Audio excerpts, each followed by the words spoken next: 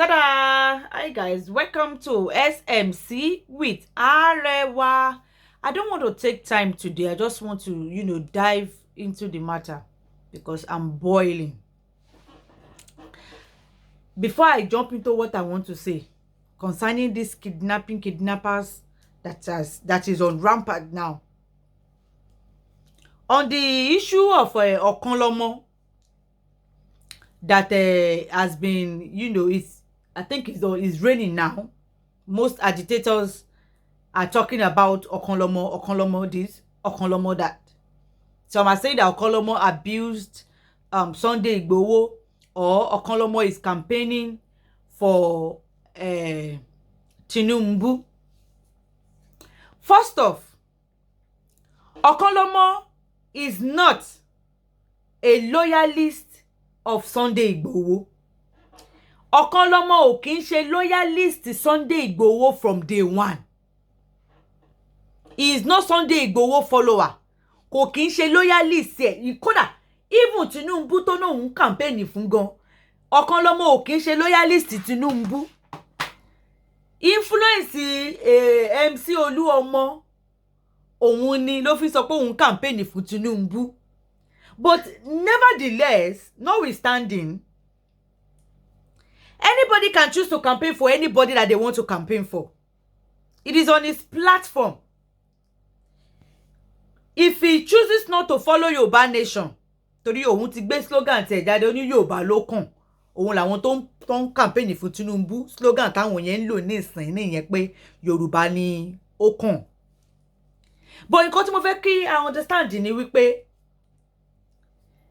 àtijọ́ táláyé ti dáyé ni Yorùbá ò kì í sùn kí gbogbo wa kọrí síbì kan. Tí Okonlomo bá náà fẹ́ máa campaign fún Tinubu, well, let him go ahead. There is freedom of speech, freedom of association. Okonlomo máa ń ṣàlẹ̀ jẹ́ kiri ni. He is not a loyalist of Sunday Igboho in any way, nor is he a loyalist of Yoruba Nation from day one. Okonlomo máa ń ṣàlẹ̀ jẹ́ kiri ni. Tó bá sì ní pé ta loyalist or tó súnmọ́ Sunday Igboho nínú Saheed Shittu àti Okonlomo. Saheed Shittu is more closer to Sunday Igboho than even Okonlomo. Okonlomo ṣàlẹ̀ jẹ́ dé ọ̀dọ̀ Sunday Igboho ni kò ń ṣe loyalist ẹ̀. Wọ́n ń ṣe pàdípàdí. Àmọye ìgbà ló ti sọ̀rọ̀ Sunday Igboho. Àmọye ìgbà láti ṣe show fún gan. Tá máa ń tẹ̀ sí lójú tó bá ti sọ̀rọ̀ Sunday. So Okonlomo has not been a loyalist nor a follower of Sunday Igboho from day one. So him coming out now to say he wants to campaign for Tinubu, I don't know why people are looking at it like in the aspect of him betraying Sunday Igboho, àbí what. No. Ẹ jẹ́ káwọn Yorùbá Nation máa bá Yorùbá Nation wọn lọ. Lágbára Ọlọ́run tó dẹ̀ máa tẹ̀ wá lọ́wọ́. Àwọn tó bá náà fẹ́ lọ máa campaign fún political party, let them go ahead. Let them go ahead. Ibi táwọn feel pé ó pé àwọn nìyẹn. So Okonlomo ò kì í ṣe loyalist Sunday Igboho from day one. Ó ṣàlẹ̀ jẹ́ dọ́dọ̀ ẹ̀ ni.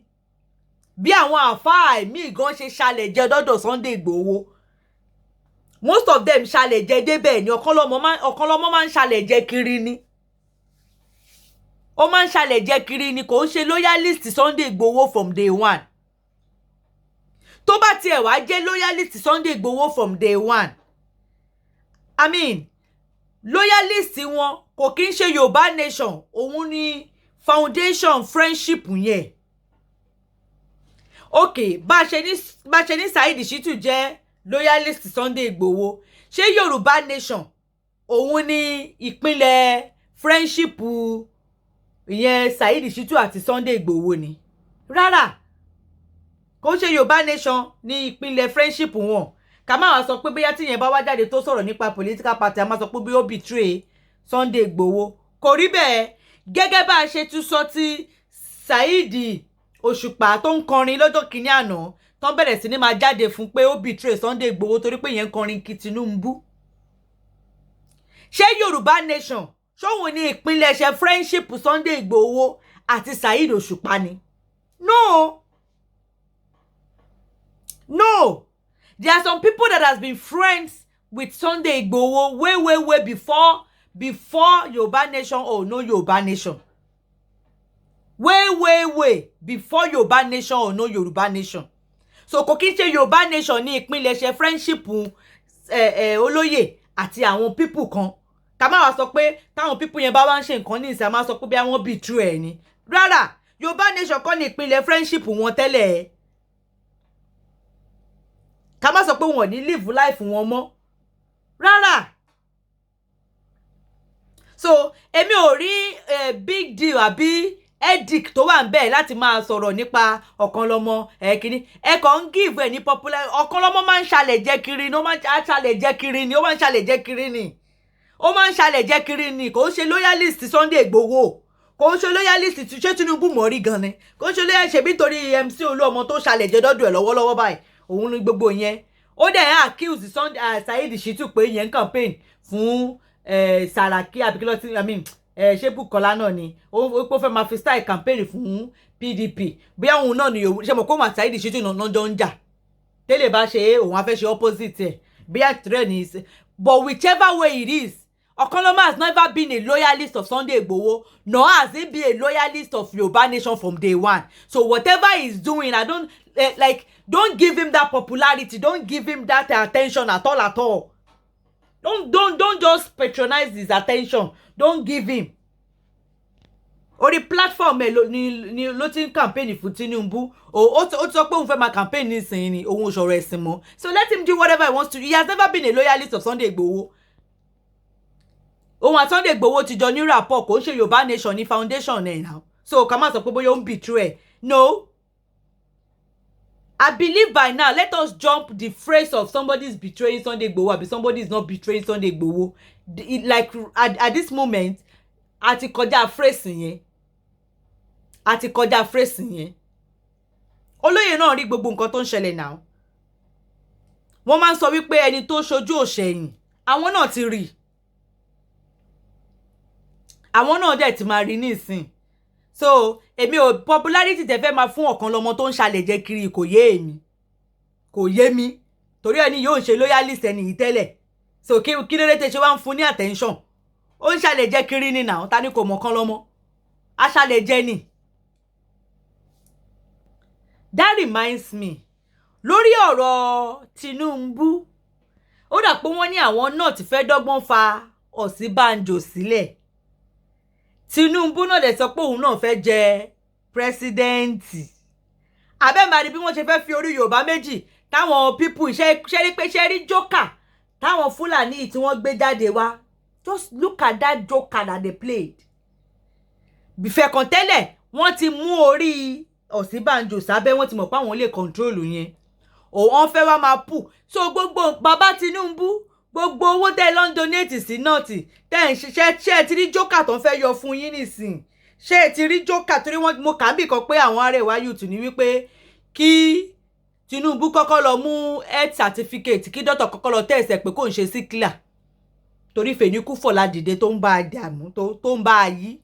Àwọn ò lè dìbò fún ààrẹ tó tún máa Fẹ́nikúfọ̀lá dìde gẹ́gẹ́ bí ti bàbá búùbù tó wà ńbẹ̀ yìí.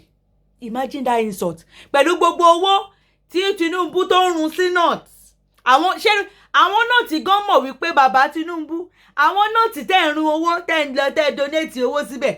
Gbogbo nǹkan tó ń ṣẹlẹ̀ nílẹ̀ Yorùbá tẹ́ ti wá ṣàṣe kí ni rí kankan ṣe sí yẹn. Gbogbo eré tẹ́ ń ṣe ń ṣe sí north, ń ṣe sí north. Àwọn north yẹn náà mọ̀ pé eye service lẹ́ ń ṣe fáwọn. Àwọn north wọ́n mọ̀ wípé eye service lẹ́ ń ṣe. Ẹ fẹ́ lo ẹ fẹ́ jẹran, ẹ ń pe màálù ní bọ̀dá. Wọ́n ti mọ̀ pé tẹ́ ẹ bá débẹ̀ tán ẹ máa ṣẹ́ǹkì àwọn. Wọ́n mọ̀ pé eye service lẹ̀ ń ṣe. Wọ́n mọ̀ pé tẹ́ ẹ bá débẹ̀ àwọn ò lè control yín. Wọ́n mọ̀ pé gbogbo nǹkan tẹ́ ń ṣe yẹn eye service ni torí nǹkan tẹ́ fẹ́ gbà lọ́wọ́ wọn. Tẹ́ bá dẹ̀ ti gbà tán ọwọ́ kan ní wọ fùrọ̀ yín mọ́. Wọ́n mọ̀ pé eye service ni. Wọ́n dẹ̀ mọ̀ pé wọn ò lè tẹ́ẹ̀mù Tinubu. Òun ni wọ́n ṣe lọ fa puppet wọn ìyẹn sọ Ọ̀ṣínbàjò. Wọ́n fẹ́ máa pull crowd for Ọ̀ṣínbàjò nísìn. Òun ló ṣe lọ mọ̀ pé Ọ̀ṣínbàjò nísìn ó ti di puppet wọn. Ẹ wá wo bí joker tí wọ́n àwọn people yẹn, ẹ wá wo, look at that joker that they brought out. Now they want to start fi orí Yorùbá méjì láti máa fi máa gbára wọn, knocking two heads of Yorùbás together. They are bringing out Osibanjo. Tinubu is coming out too. Just imagine that joker. Both of them are in the same party. Both of them are in the same party. The North seems to want to support Osibanjo. Meanwhile, Tinubu has been blowing money, doing eye service to them over there.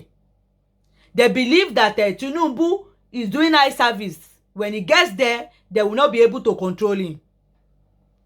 Meanwhile, the puppets, their Osibanjo is a puppet. They've already gbé orí yẹn sí abẹ́ àwọn. I don't know how to speak that in English. You know I'm not educated. Pé olódo ni mí.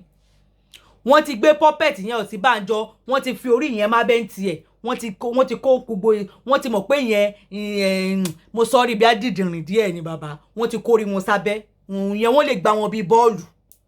Ẹ wá okay. Èwo wá ní kí ẹ̀yin Yorùbá èwo lẹ fẹ́ mú wá báyìí. Wọ́n fẹ́ fi orí yín méjèèjì wọ́n fẹ́ fi gbára ẹ̀rí bí tí wọ́n yọ wọ́n bàbá Tinubu ẹ̀rí bí tí wọ́n yọ jáde fún yín pẹ̀lú gbogbo owó tẹ̀ ń run sọ́hùn ṣé ẹ̀rí jókà tó ń yọ jáde kò kàn èmi o kò kàn èmi. Nǹkan tó ń ṣẹlẹ̀ nílẹ̀ Yorùbá kí tiẹ̀ ní Tinubu gan ṣe nílẹ̀ Yorùbá tó fẹ́ wú Yorùbá lórí gan pé ká sọ pé kéé ẹja support ẹ̀ kí ni nǹkan tó ṣe tó wú wa lórí tó like èmi kàn ń wò ni o ètò rẹ̀ mi ò lè nàka sí pé má ní ló ṣe lé òun ló ṣe lé òun ló ṣe lé tó fẹ́ wúyàn lórí kò sí ìwúrí kankan tí contribution má ní sí south west tó ti wá kò sí contribution kankan tó fẹ́ wúyàn lórí gbogbo nǹkan tó ń ṣe ó ń ṣe sínátì ni ó fẹ́ fi ṣe jẹ́ ìṣe àìsàbí jẹ́ ìgbà kan tí mo fẹ́ gbà lọ́wọ́ yín tí bá débẹ̀ lásán máa ṣẹ́ǹkì yín àwọn èèyàn náà dẹ̀ ti understand the game tó ń gbá wọ́n ti understand the game tó ń gbá òun dẹ̀kẹ̀rẹ̀ kò dùn ilé nínú ìyẹn Tinubu o ilé títí ẹ̀ tó ti fẹ́ gbéra jáde kò dùn ilé tiẹ̀ nínú ó lọ ń dùn ilé onílé níta nínú ilé onílé níta nínú tó ń dùn yẹn àwọn èèyàn náà wò pé ìwọ ọmọkùnrin yìí ìwọ tó jẹ́ kí tó múnú ilé ẹ̀ dùn ló wá ń fẹ́ wá múnú ilé tàwa dùn á jẹ́ pé ó fẹ́ gbà nǹkan ni àtọwọ́ tó bá dẹ̀ ti rí gbà tán ọwọ́ kan ní wọ fùrù àti understand ẹ̀ nítorí I mean how can you be doing something for outside people meanwhile where you come from you are not doing anything so do you think the people outside that you are doing for you think they are blind that are like they can't see that if you are doing all this from the generosity of your mind or for the care that you care for them you would have you would have done something for your house first of all before you say you want to go and be doing for outside. For you to abandon your house to do for them outside, that means there's something you want to get. And once you get that thing, that is the end of it. So, àwọn yẹn náà wọ́n mọ joker, wọ́n mọ game tí bàbá Tinubu, wọ́n mọ̀ pé game ló ń gbá. Ó lọ sí Tàlàbà, ó donate owó, ó lọ sílé, ó donate owó, ó lọ gbá, ó donate. Gbogbo nǹkan tó ń ṣẹlẹ̀ ní last week ní ọjà Pákó, olójó ní Èbúté Mẹ́ta, ọmọkùnrin yóò débẹ̀ débi kó fẹ́ lọ fún wọn lówó ńbẹ̀. Mo kàn tí ẹ wò ó pé kí tí ẹ ní Tinubu gan tán pè káàkiri o ẹ tí ẹ dúró ná fact a fẹ́ Yorùbá nation confam ni okay tó bá tiẹ̀ wá pọ̀ràn gídá pé plan B ṣé Tinubu kí tí ẹ ní Tinubu tí gbogbo wọn pariwo kiri ẹjọ́ kí tí ẹ ní ìwúrí ẹ gan ní south west yìí tá a wà yìí of recent in the last 2 years mi ò ẹ má sọ achievement 100 years ago fún mi ò fẹ́. In the last 2 years, kí ni achievement ẹ̀, kí ni ìwúrí, kí ni nǹkan pàtó tó ń ṣe sílẹ̀ Yorùbá tó ti wá, tó fẹ́ wúyàn lórí. Torí òun tiẹ̀ gbajúmọ̀ tiẹ̀ ìta ló ń ṣe sí. For the past 2, mi ò sọ àwọn èèyàn tara ẹ̀ dìde, mo mọ̀ yẹn. Àwọn èèyàn tara ẹ̀ dìde gidi gan ni. I mean, he made men confirm. No, nobody is disputing that. He's a brilliant politician. Okay. Confirmed. But in the last 2 years, kí ni contribution ẹ̀, kí ni ìwúrí tó ṣe sílẹ̀ Yorùbá tó fẹ́ wú wa lórí? Èmi ò rí o. Tẹ́ bá mọ̀ ẹjọ́ ẹ bá mi comment kẹ́ bá mi kọ́lẹ̀ o. Ẹ bá mi kọ́lẹ̀ o.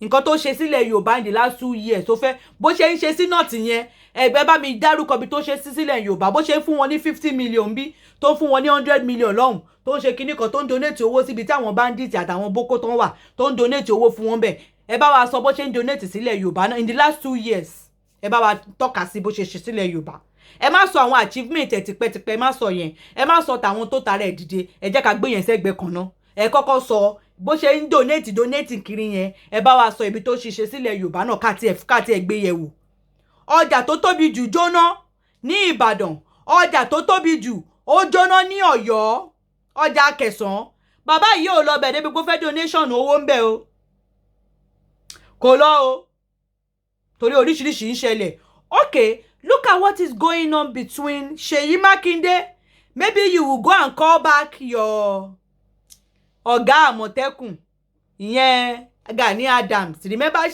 you left the whole of Oyo State and went to go and give ambassadorship of Àmọ̀tẹ́kùn to Gani Adams that is staying in Lagos. Now they said a lot of report has been coming towards Lagos Ibadan expressway on this kidnapping of a thing. Ọ̀nà kan náà kidnap àwọn mẹ́rin kan tí wọ́n ní kọ́ lọ mú 20 million wá ọ̀dọ̀ wọ́n ti reduce the sí 5 million but people the Ibadan expressway Lagos Ibadan expressway is raining is on red point now is on red alert now with kidnapping. Ṣèyí Mákindé Sanwó-Olú àwọn DSS yín ṣé wọn lè Boston sínú àwọn gbó yẹn kan lọ Boston but wọ́n lè lọ Boston sílé Sunday Igboho wọn lè Boston sínú igbó kan lọ wá gbogbo àwọn people ìjáde Ṣèyí Mákindé ambassadorship Àmọ̀tẹ́kùn tó gbé fún Gani Adams tètè pé o wọ́n kidnap ní Ìbàdàn expressway o jurisdiction ẹni o no I think it's between Lagos and Ogun State. Meanwhile it is still Ìbàdàn to Lagos expressway. The governor of those states where that road leads to, I think it is going to be between Ọ̀yọ́, Lagos and Ogun. So governor mẹ́tẹ̀ẹ̀ta yẹn ẹ bọ́ta o. Bàbá Tinubu tó fẹ́ jẹ ààrẹ, Bàbá Tinubu àwọn family ẹ̀ ni wọ́n kidnap ní Ìbàdàn expressway yìí o. Mi ò rò pé o nǹkan kan tí ẹ wá ṣẹlẹ̀ nílẹ̀ Yorùbá kankan ní the last 2 years yìí o kí má ní kó tiẹ̀ ṣe pé òun gbọ́ débi kó fẹ́ sọ speech lé lórí. Ẹ tún bá mi kọ̀ yẹn náà sílẹ̀ o. Kò in fact àti mi ò tí ì rí nǹkan tó ṣẹlẹ̀ tí má ní kọ̀ sí fit pé kóun rojọ́ lé lórí. But tí nǹkan bá ṣẹlẹ̀ ní náà tí òun ló máa kọ́kọ́ sọ̀rọ̀ lé. Á lọ bẹ̀ in person gan lọ visa to donate owó fún wọn. But tó bá ṣẹlẹ̀ nílé títí ibi tó ti gbéra jáde kò máa ń dá sí rárá. Bóyá fúrù dẹ̀ ló ń pè wá ní o kò tiẹ̀ wáyé wa. Anyway bó o bá ṣe lé ẹ sí òun lára àtà ṣe máa gbé ẹ níyì sí ẹni tó bá mọ Tinubu kó sọ fún. Tó o bá fojú yẹpẹrẹ àwọn aráalé ẹ aláàtà kan máa gba tọwọ́ ẹ wọn ò ní gbé ẹgẹ ò lè líyì níwájú wọn kan sọ mọ̀ pé eye service ló ń ṣe. Wọ́n mọ̀ pé eye service ni òun ṣe. Àwọn náà ń ṣe bùnmú náà wọ́n ń ṣe dídìrín náà. Wọn ò kí ń ṣe tí àwọn ara wọn bá ń campaign. Ṣé ẹ máa ń rí tó máa ń fi ilé ara wọn lẹ̀ tó máa wá ṣe nǹkan sí South West ni? Ṣé wọ́n ní ìdìbò yín? Wọ́n máa kọ́kọ́ ṣe sílé wọn náà débi pọ́n fẹ́ máa ṣe sí others. But Tinubu yìí nìkan la kọ́kọ́ rí o. Tó ń lọ ń ṣe sí outside tí ò tọ́jú ilé tó lọ ń tọ́jú ìta. Bí o wá ṣe fẹ́ kí inú Tinubu ilé máa dùn fún ẹ kò wá yé mi. Bí o wá ṣe wá expect tí Tinubu ilé máa ṣàdúrà fún ẹ in fact I am surprised. I am surprised. Kò yé mi. Bí ọkọ tó fẹ́yàn sílé ni. Èyí owó oúnjẹ kò fílẹ̀ ńlé ṣùgbọ́n ó ń lọ fún àwọn ẹlòmíì lówó oúnjẹ ń ta. Ẹjọ́ báwo nínú ìyàwó ilé ṣe fẹ́ dùn sí? Ó tọ́jú ilé, òun tó ń tọ́jú ìta. Òun ṣe big man níta, ó ṣe big man dénú ilé ẹ. Ṣó rò pé àwọn tó ń ṣe big man fún ta yẹn ṣó rò pé wọ́n fẹ́ ó lè níyì lójú wọn. Ó lè níyì ní ojú wọn. Because ìjọ tó bá ti wù ẹ́ délé pé àṣẹ big man ni má ní àṣetà ló wà kò ṣe délé. Ó lè níyì ní ojú wọn. Ó lè jẹ́ ní iyì lójú wọn. Wọ́n kàn mọ̀ pé lè òmù nǹkan tó ń ṣe. Ẹ má gbàgbé èmi ò fẹ́nu tẹ́ńbẹ́lẹ̀ Tinubu o. As far as me I'm concerned, I look at that man and I think he's a brilliant politician. Give it to him. A lot of people have rise up, wọ́n ti gòkè through him. There's no, like, I'm not disputing that. I'm not disputing that. But in the last 2 years, what has been his contribution to Southwest, where he comes from, that is going to make our head swell? Or we should just be manipulated because he's a Yoruba, let's just support Yoruba? We should overlook the fact that he's doing is everything outside. Meanwhile, inside is suffering. We should overlook that. Is that supposed to give us assurance that when he gets there, he will even bother about us? Is that like an assurance? It's a question. Those are troubling questions that is on everybody's mind. But at the end of the day, nígbà tán wá gbé Ọ̀ṣínbàjò lẹ̀ báyìí, tán wá gbé Tinubu lẹ̀ báyìí, ẹ jọ̀ọ́, ṣé wọ́n fẹ́ forí wọn gbára ni àbí báwọn náà ṣe fẹ́ ṣe pátì kan dà àwọn méjèèjì dẹ̀ wà. Àwọn náà ti yẹn gbọ́n o. Do not forget that Ọ̀ṣínbàjò is not a politician. Ọ̀ṣínbàjò is not a politician. I will even be surprised if Ọ̀ṣínbàjò actually came out and said he wants to run for ààrẹ orílẹ̀-èdè ilẹ̀ location 9. I will be surprised. I will see him to be, will I say an ingrate or a betrayer? Because him being the vice that he is, kò ṣẹ̀yìn Tinubu, it is this same Tinubu that put him in that position. So if he comes out now to run against Tinubu in the same party, I will look at Ọ̀ṣínbàjò to be maybe a betrayer or an ingrate. Even if the North are dragging him out, he is supposed to use initiative.